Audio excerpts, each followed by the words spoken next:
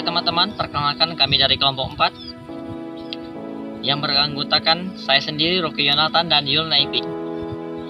Baiklah, hari ini kami akan mempresentasikan tugas kelompok ekonomi makro dengan tema pertumbuhan ekonomi. Baiklah, tidak usah lama-lama lagi, mari kita mulai ke pembahasannya. Definisi pertumbuhan ekonomi. Yang pertama, pertumbuhan ekonomi adalah persentase pendapatan nasional dari tahun sebelumnya ke tahun berikutnya. Yang kedua, menurut Biodiono, pertumbuhan ekonomi adalah proses kenaikan output per kapita dalam jangka panjang. Dengan kata lain, perekonomian dikatakan mengalami pertumbuhan bila pendapatan real masyarakat pada tahun tertentu lebih besar daripada pendapatan real masyarakat pada tahun sebelumnya. Kemudian di sini ada faktor-faktor penentu pertumbuhan ekonomi.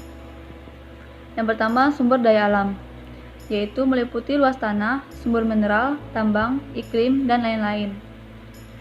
Yang kedua, jumlah mutu dari penduduk dan tenaga kerja. Penduduk yang bertambah dari waktu ke waktu dapat menjadi pendorong maupun penghambat perkembangan ekonomi.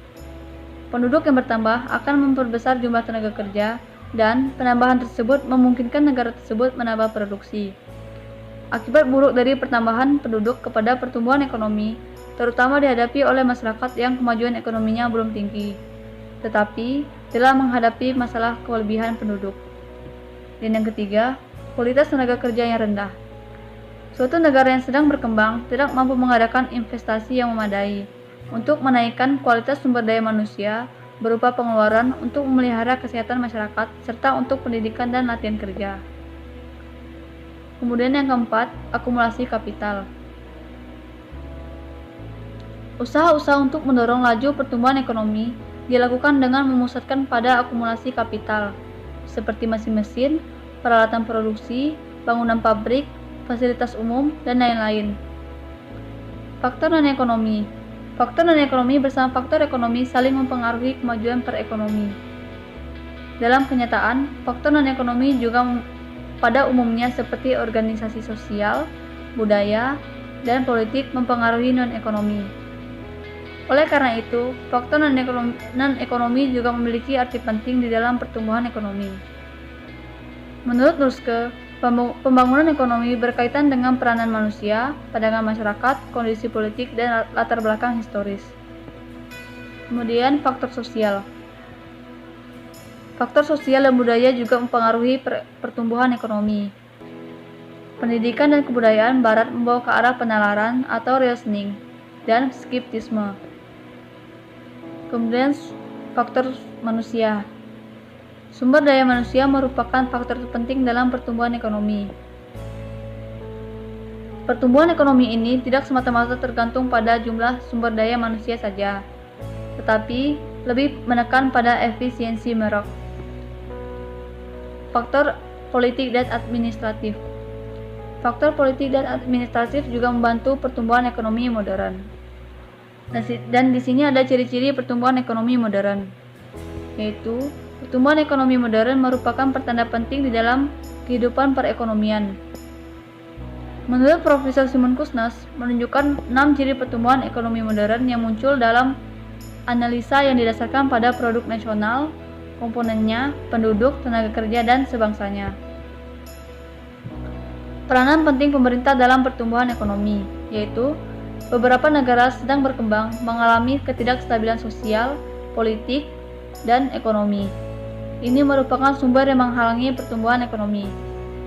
Adanya pemerintah yang berwibawa menjamin terciptanya keamanan dan ketertiban hukum serta persatuan dan perdamaian di dalam negeri.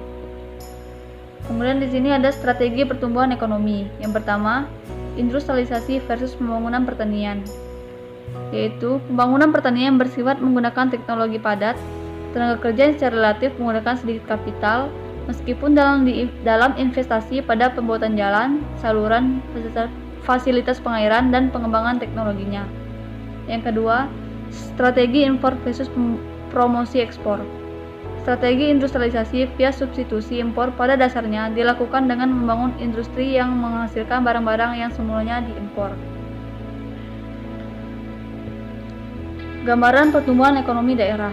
Dengan tersedianya statistik pendapatan regional secara berkala di daerah dapat diketahui antara lain. Yang pertama, tingkat pertumbuhan ekonomi.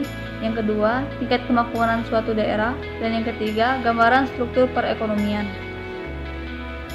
Kemudian ada pembangunan ekonomi.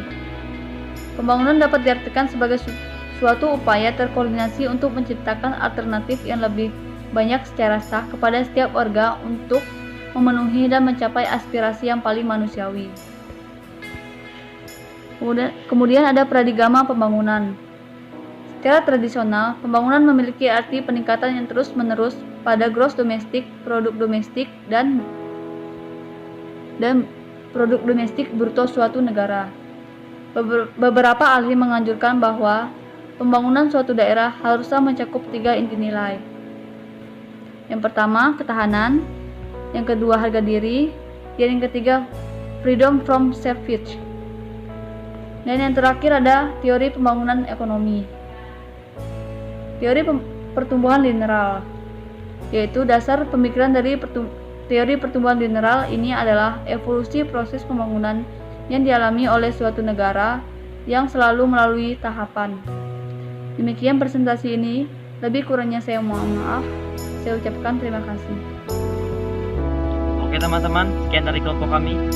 Untuk teman-teman yang ingin bertanya, saya persilakan. Sekian dan terima kasih.